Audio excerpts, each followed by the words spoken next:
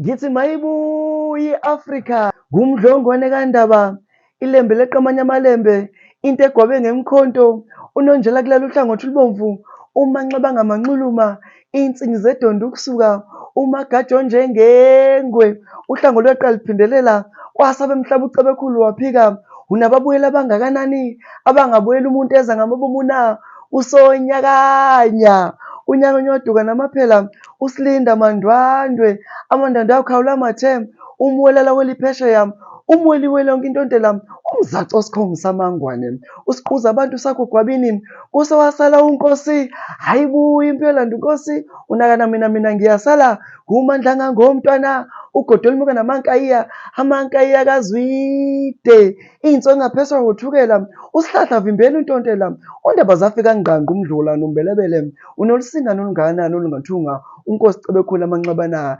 jeham iyo. Greeting the world at large. My name is Busiso Cebekhulu. Professionally, I'm a tour guide. And through my passion, I founded Belinda Kings Football Academy, a BK After School Education Program. Those are my two non-profit organizations that are funded by my company known as Born Free Tours. I was born in 1988 in a province called KwaZulu-Natal. You would find that province in the east of South Africa. From the township called Osindisweni Township, birthed by Thandi Gertrude Cebekhulu.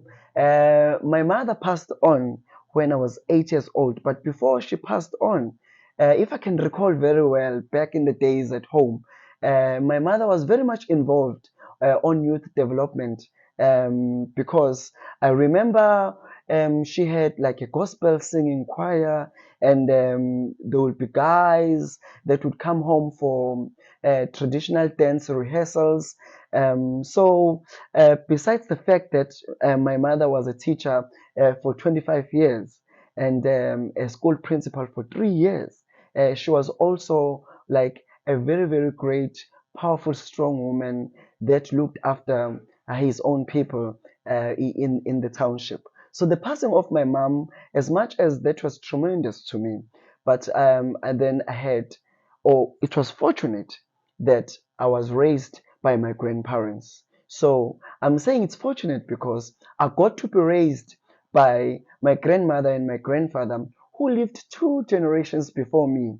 So it was really, really a very good experience for me. Looking back at my grandfather's life, he was a self-made farmer, and my grandfather also was a teacher in the 1940s.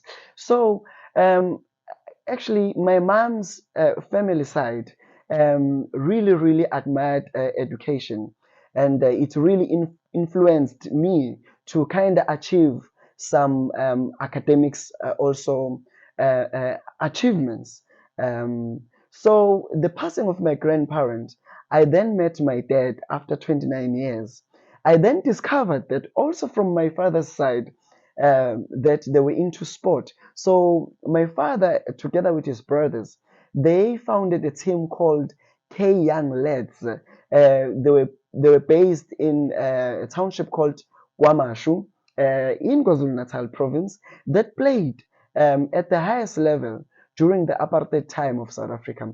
So all my community development organizations, me getting involved in academic segments, trying to work together with youth in Africa, I think it has an influence from my parents' background. Okay, folks. So someone will ask, what made me a unique child in a township? So growing up, I also went through how or what other kids went through. I attended primary education at Mkazane Primary School, and I went to Maqhingendoda High School. I hope you guys can pronounce that. Maqhingendoda High School simply means plans of men. So my high school was not the best in the region or nationally. However, we were such a young group that had dreams, very, very motivated. I think even the class before us was not as motivated as we were, which was something great that kept us going also. I remember during our classes, especially the mathematics classes, there's a section or a part called linear programming. When we had that section during that mathematics class, we used to teach our teacher certain modules that how things were in the village. Remember, no one wants to teach in the village, more especially in South Africa. The villages are underdeveloped. So you have villages, then you have townships, then the cities. So everyone wants to move from the village to the township so that maybe you can get a better job in the city. So me growing up in a village that had so much disadvantage um, actually gave me a lot of experience, and it gave me exposure because today where I am, I have experiences of growing up in a village, in a township, as well as in the city. So I have all those cultural experiences, which modifies me to become the person that I am. I was fortunate that my mother, before she passes on, that she already took an education insurance for me that allowed me to study up until 4 years at tertiary level. So um, I could be at the time having friends around me who had mothers and fathers, but they didn't have the advantage or the privilege that I had. And fortunately, being raised by a grandfather, he didn't teach me to be clever, but he taught me how to survive the world. So I was that one of a kind young man that was very much focused. I remember at primary school, I also played football, and I was much more involved in some academic programs. To be precise, at high school, at Maqhingendoda High School, I was the school president. I was the head boy for the school at 13 years old, and I went on for about 3 years, not being changed. So such kind of behavior and positions that I obtained and responsibilities that I gained at some my secondary level or education kind of uh, uh, built some leadership skills for me. I think that's where everything started. I was also a member of an environmental society. I was an English Academy chairperson. I was an under 15 boys soccer captain. I can go on and on and on and brag about my achievements at secondary education, which actually also some kind of paved the way for me to get to my tertiary life. So moving from the village at the age of 17, going to a city was a bit challenging, because no one was around me at the time. I didn't even know that my father was even 20 minutes away from where I was studying. That's how things were. But because I was well raised with morals, I could contain and survive certain struggles in life and or challenges in life. So I went to Durban University of Technology. I started travel and tourism there for 3 years, and for my last year, I decided to study business institute studies because I had some kind of a feeling that maybe in future one day I would like to become a businessman. Mind you, following my consciousness precisely helped me because all the decisions that I took when I was younger kind of paid off or made my life much smoother than maybe they could have became if I didn't make those decisions.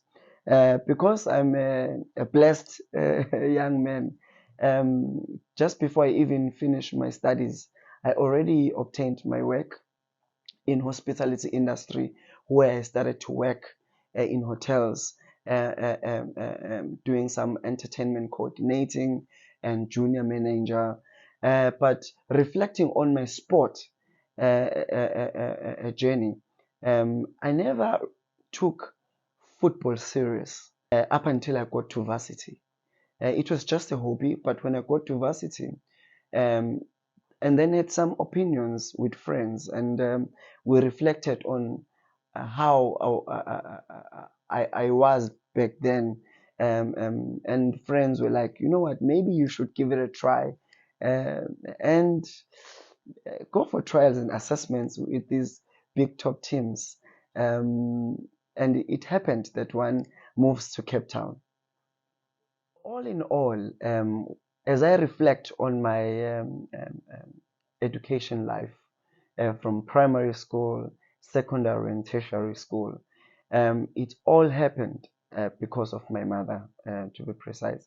She had decision for taking education insurance for me made everything works, and it positioned me to a very very great advantage, so that I can fight challenges in life.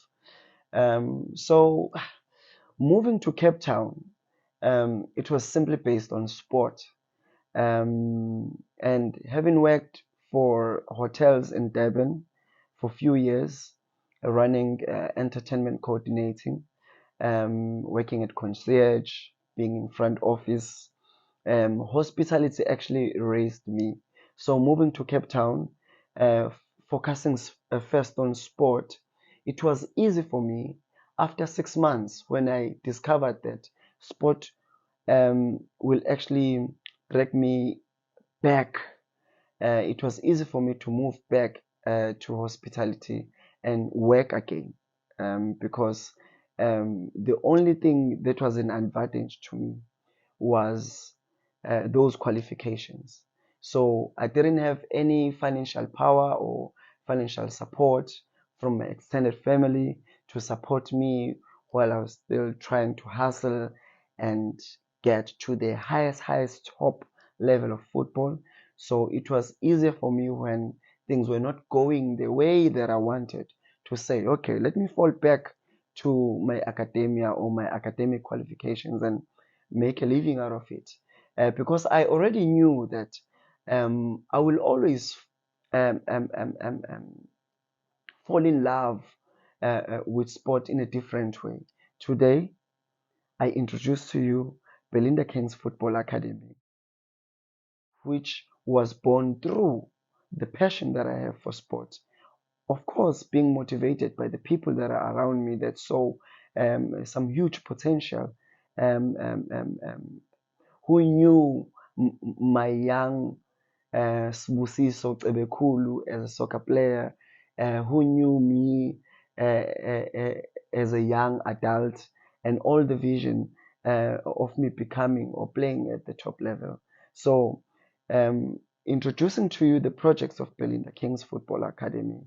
It's simply driven by passion, and um, all the signature names are there to tell the story. So, Belinda is a lady, of course. At the time when she motivated me to start this soccer team, she was working as a correctional services administrative officer in Portsmouth prison, where Nelson Mandela was prisoned for 8 years before he was taken for 17 years in Robben Island. The lady is a single parent. Sorry to mention this, divorced also. Um, and inside prison, she um, um, um, acted as a sport administrator, also looking after some offenders, making sure that they play rugby, they play soccer, and they get involved in other cultural activities inside prison. So Belinda is that kind of a mother that is a professional social worker, and even the inmates, they don't call her um, um, uh, uh, by her name. They actually say Mama, and you will actually feel much more safer if you walking with her in the streets of the city of Cape Town, because all the people that we call um, street kids or homeless people, those people come from our townships, and they commit crime and they get imprisoned. And when they release from prison, the community don't like them or don't accept them, to put it in that manner, because of their bad doings. Now they fall into finding new homes in the streets of towns, and that's how the begging starts. So if you're walking with Mother Belinda in town, you're most likely safe, because no one will rob you or try and ask money from you, because that's the kind of respect even the ex inmates give her outside prison. Okay, good people. I would like to further explain the pillars of my organization. So, my organization have three pillars. That's Born Free Tours, BK After School Education Program, and Belinda Kings Football Academy, which is the primary goal of the organization. To start with Born Free Tours, I found Born Free Tours in 2014, just after I retired as a semi-pro footballer. This small business is used as a funding scheme for my two non-profit organizations. So I take 20% profits generated through tours, and I fund it to the purse of the organization. So Born Free Tours has been the spine and the piece of pivotal vehicle in introducing actually our project to hospitality business and international partners. Most of our local and international relationships, of course, formed through our tours, whereby we sometimes receive some donations to buy some sport apparels, stationery for our education segment, and other essentials. Then Belinda Kings Football Academy as my second pillar of the project. I have 150 youth that is in my database, and the project was founded in 2018 with the aim of gathering youth with disadvantaged background from nationwide. But I use Cape Town as the mother city for everyone.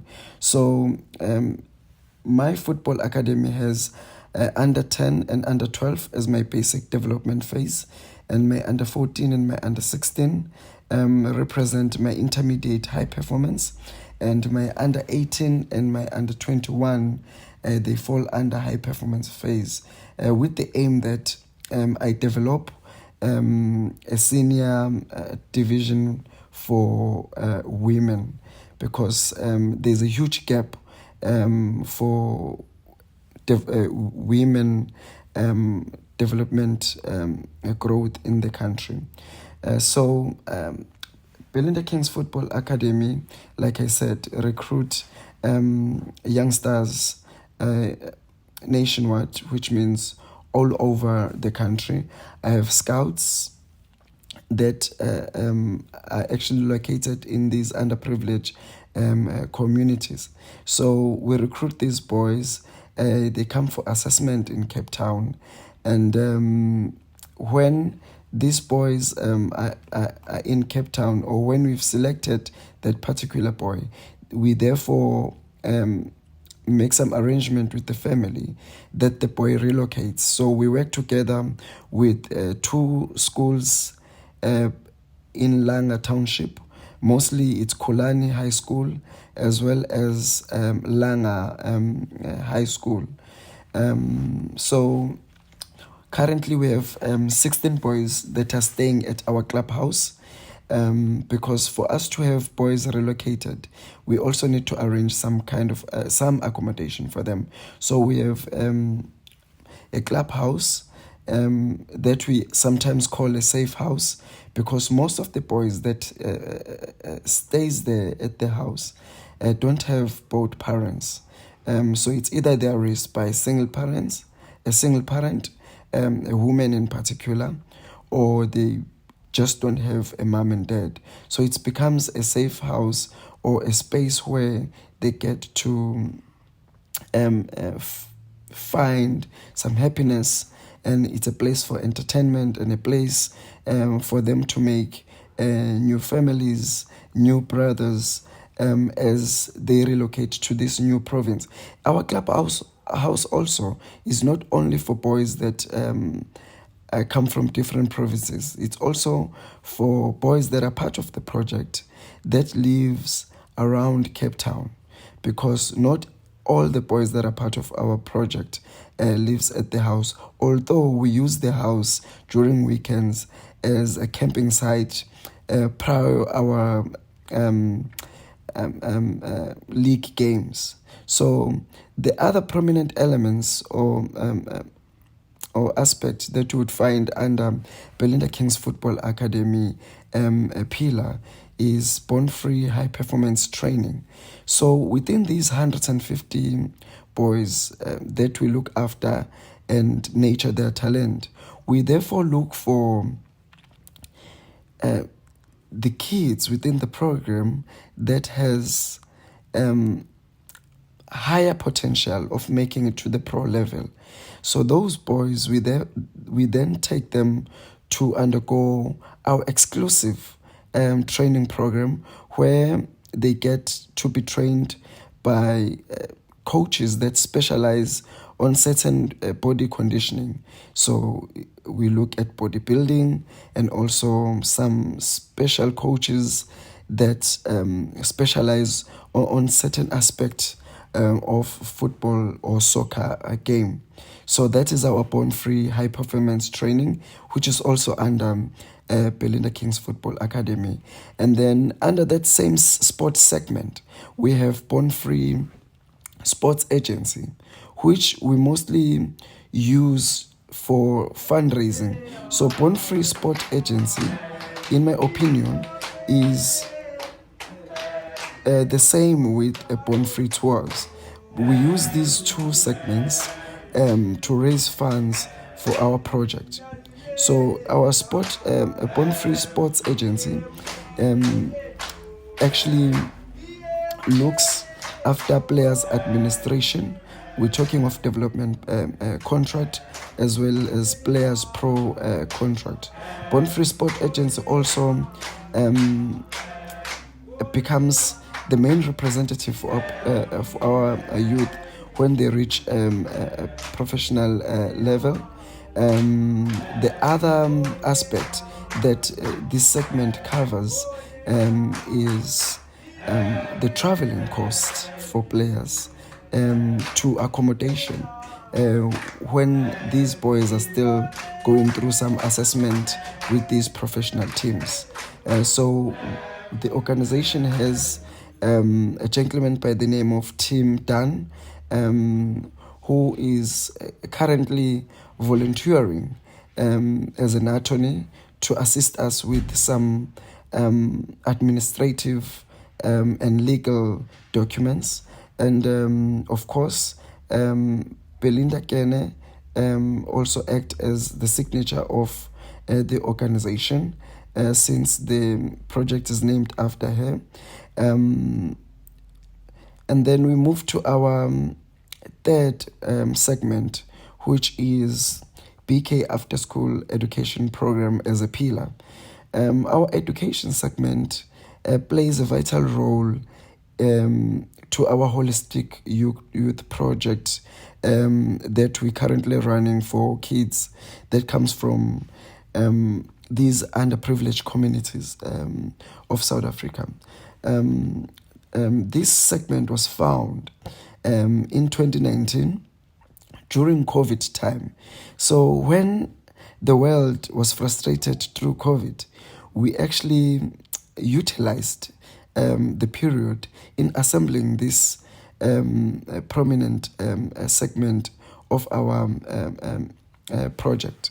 BK After School Education Program was actually found mainly to help the boys achieve better marks or results in their vital disciplines like mathematics, physical science, accounting, business studies, as well as economics. But our academic segment, when we started, we used to host it at my vehicle home garage. I bought some tables that used to accommodate 40 students or players, and would run like an academic class that also is in line with our CAPS, with government CAPS curriculum. The main aspect within this project, of course, is the feeding scheme. So to run our after school classes, we need to provide, and we are providing food for the boys as they come from government school to our after school project. We feed them. So we run the classes 3 times a week. And these classes are actually invigilated by our tutors that comes from some colleges. Some of them are retired teachers that used to work for government. So the feeding scheme is segregated twice. We have one that is for our after-school education program, and the other one is for the clubhouse, whereby we need to provide 3 meals a day for the 16 boys that are living in our clubhouse. So looking at our relationships that we have actually established as an academic institution. So we have a very good relationship with the University of Western Cape, whereby our boys that have graduated or that have matriculated, they get a chance to be assessed by the University Football Club. And if a boy gets to be recognized or considered, he then gets a scholarship or a bursary that covers his academics towards his professional career. And we also have a very good relationship with Trinity Powling from the US, with some of some very, very much promising and good developments that in the near future we hope succeed, whereby Belinda Kings education segment grows under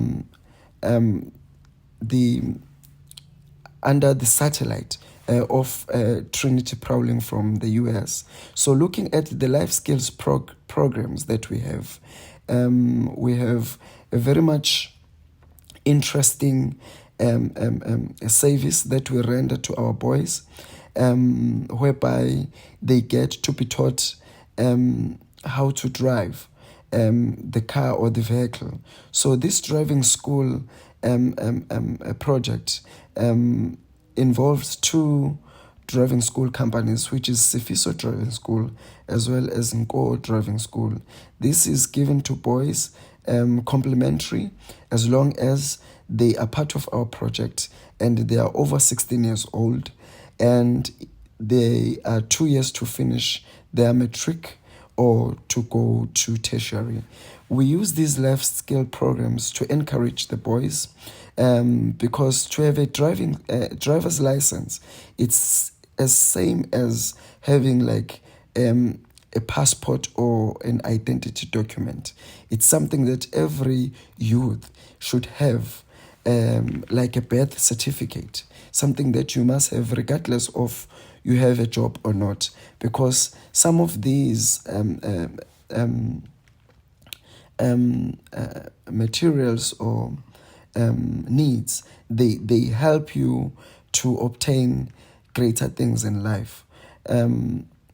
So within our project as well, looking at the life skills, we discovered that our boys can sing, and we decided to actually to actually establish an a cappella group that at our spare time we can use for basking. It's either in the prominent malls in town or in events. So we have Belinda Kings vocalists that do some basking. The monies that are raised through in basking, that are raised through born-free tours, that are raised with born-free sports. We use those monies towards the organization needs traveling because we don't have a bus. So at all times when we're going for games or when we have team building sessions or other events, we need to hire. So the organization itself has some needs that one would like maybe in the near future to be met. But currently our daily struggle is with the nutrition at the clubhouse as well as the nutrition program for our after school program. And we hope that in the near future maybe we can get some assistance towards the rent of the clubhouse, because we don't own our clubhouse. It belongs to Ndiga family, and if we can get maybe some partnership as well with a building company that can assist us with some little bit of renovations just to put our clubhouse to a better state, that will be very much appreciative also. Like I said, we also need a bus for safety to transport our players and our volunteers during our midweek after school education program, and also for our weekend events. And of course, we need some financial support whereby those who are volunteering can get a little bit of stipend, because through the years I established this program, I have lost very much hardworking people because they had to actually do something for their living. They can't volunteer for the rest of their lives. So I lost very much hardworking and the people who really respected and took very serious the project, whom at any given time or day, if ever I can get some financial muscle or support, I can bring them back within the organization, because they left a very huge gap for us in terms of growing as an organization. So all in all, Belinda Kings Football Academy, together with Bonfrey Tours, as well as BK After School, BK After School Education Program, have formed a very good triangular partnership that has brought hope to the hopeless youth, that has somehow made some youth to see the light in terms of their future. We have very much interesting progress within the organization. Within our sport segment, since from 2018, we've won 16 trophies. And within 36 months, we founded this project. We already had boys that are playing for Royal AM. We have Pilan Stebe. He plays professional for Royal AM. He was born by also Belinda Kings Football Academy. We have Nokolo Tesane. She's a professional player. She currently plays in Mexico. And she plays for our national team, women's team. The World Cup that was held in New Zealand, she fixtured in that World Cup. She was also born by Belinda Kings. And we have Tom Tetwa, we have who is our top player, and also as a player that is recognized as the highest achiever with his academic skills.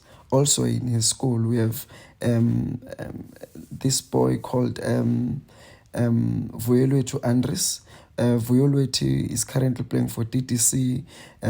We have Hlumani Lupuane, we have Ahlumile Bashman, we have Ayabonga Mloy, we have Sbusiso Cebekulu Jr. So we have a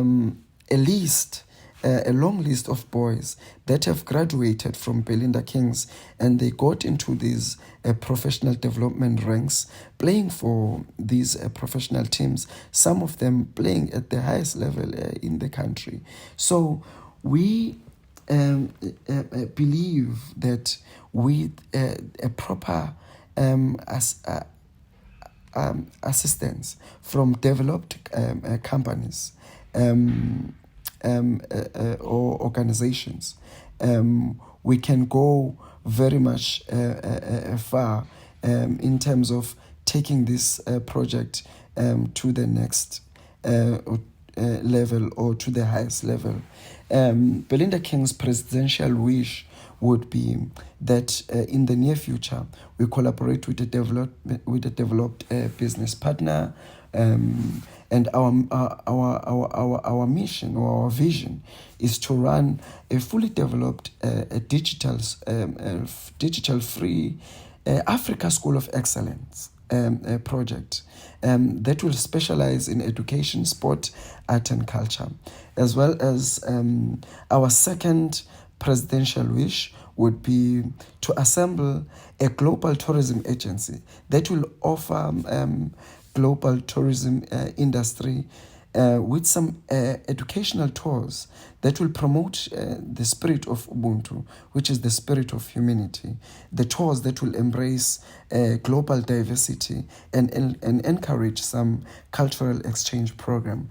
Our last milestone, which is the presidential wish also, is for us to transform this non-profit football academy to become a successful soccer club that will compete at the highest level of South African professional football.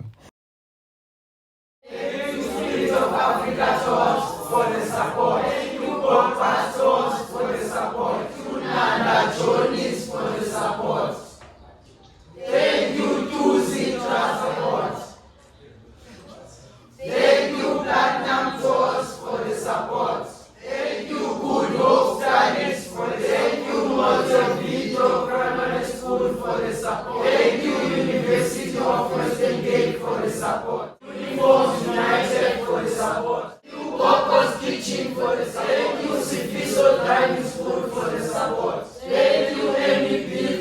Foundation for the support. Thank you NDS Love Food for the support. Thank you Sports Excellence Agency for the support. Trinity Browning Foundation for the support. Thank you Hakim Adewomi for the support. Thank you Tunin Roy for the support. Thank you Kari for the support. Thank you SG Sports for the support. Thank you FC Bayern Munich. Thank you Borisha Mochenda Pamphil and Giga and Frederick.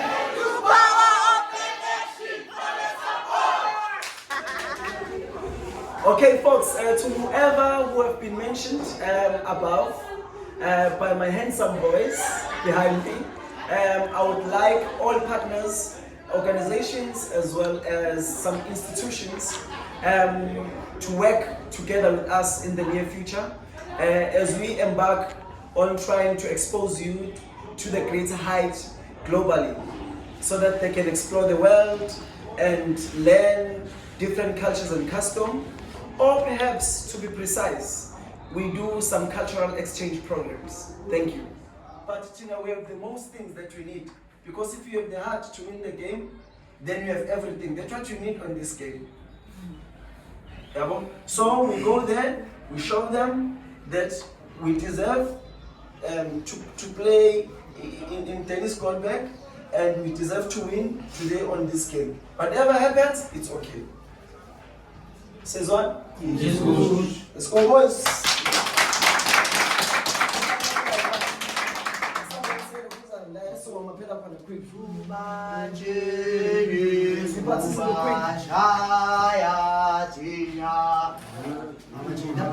Okay, nine.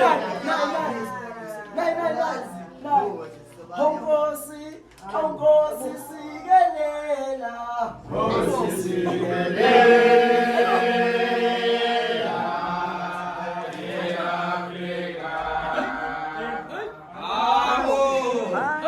Hallelujah.